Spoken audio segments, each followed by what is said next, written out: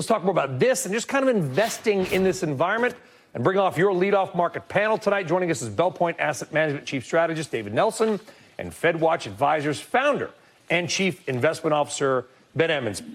Gentlemen, I know it's Friday. Really appreciate we're live. Thanks. David, your job is not to gauge election outcomes, only in as much as it might alter investment outcomes. How do you see things right now? I think it was pretty telling today, and I think that op-ed actually leaked before the market closed. It was pretty chaotic.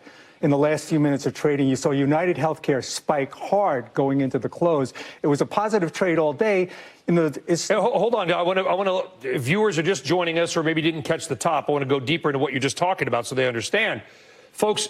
Within the hour, the New York Times editorial board came out and said that Joe Biden, for the good of America, needs to drop out of the race. That crossed right at 6 p.m. Eastern time.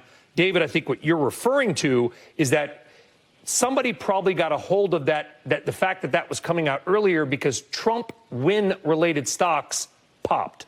Really popped hard, especially right at the close.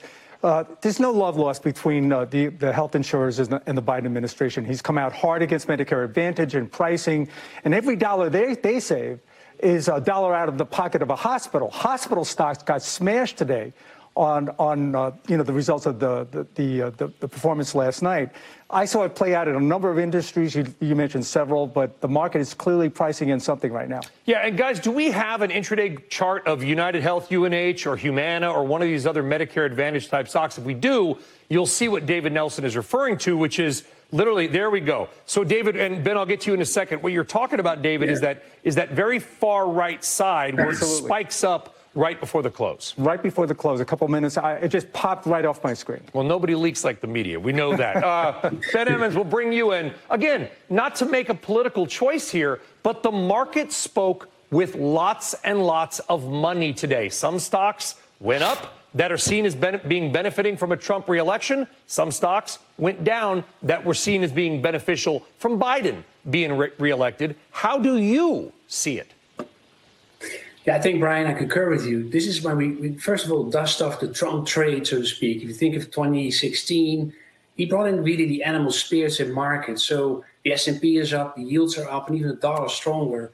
And then if you drill down from that, then, to your guest point, you get companies like healthcare that really do well. But you also have the banks, for example. I think that was a big focus for me today. The regional banks and the big banks, those are really, I think, benefiting from an environment potentially of lower rates, but particularly deregulation. I mean, Trump is very clear. He wants to deregulate even more. So I think that's where a real good bet is, particularly in the regional banks that have really lagged the S&P over last year. Yeah, and I want to be clear again with our viewers. We put together those 6 stocks in the Trump folio and the Biden folio. That's what we geniusly named them today. But we picked them from various Wall Street research. We didn't pluck them from thin air. Ben, if you had to put together a pro-Trump or a pro-Biden portfolio, what would be 1 or 2 of the key stocks or sectors that would be in them, or maybe bonds or currencies? Yeah, I actually think, again, the banks are obviously key. I also want to mention the energy sector, because these are all about drilling domestically and expanding energy. So the big energy companies will be part of it.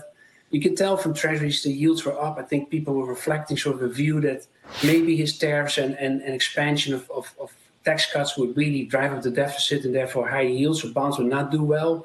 So I think if, as investors, you want to look at sector bets particularly, I would go for the banks and energy. I think that's a really good play on if Trump were to win the election. There is a school of thought, David, on energy, which is the world that I cover very much, which is that Trump is bad for oil, maybe good for gas. Producers like Cheniere would benefit from a lower input cost, meaning lower natural gas prices.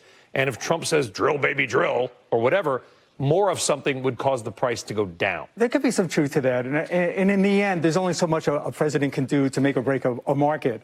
What's going to really drive energy is the global backdrop, very much driven by global demand and the economy around the world. LNG is, that's one of my names. That's a name that I own. Cheniere. For other reasons. I mean, they just announced a big buyback. They just increased their dividend.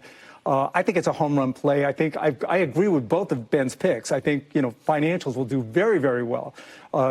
Mergers and arbitrage, that will come back. Mergers and acquisitions, good for VC, good for JP Morgan, good for Goldman, good for... So Ben liked the regional banks, and we, by the way, we didn't consult Ben or David, did we, on our little portfolio? I think we let you know, but we did it before. So you like the regionals, but very quickly, it sounds like you would also like the big banks that would benefit from a boom in M&A. Absolutely.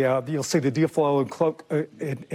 JP Morgan's one of my longs. I'm going to have to take a hard look at Goldman and Morgan Stanley. Well, you just made a lot of investment bankers and corporate attorneys happy. David Nelson, thank you very much. Yeah, Ben Emmons, guys, thank you for rolling. Nonpartisan, as always.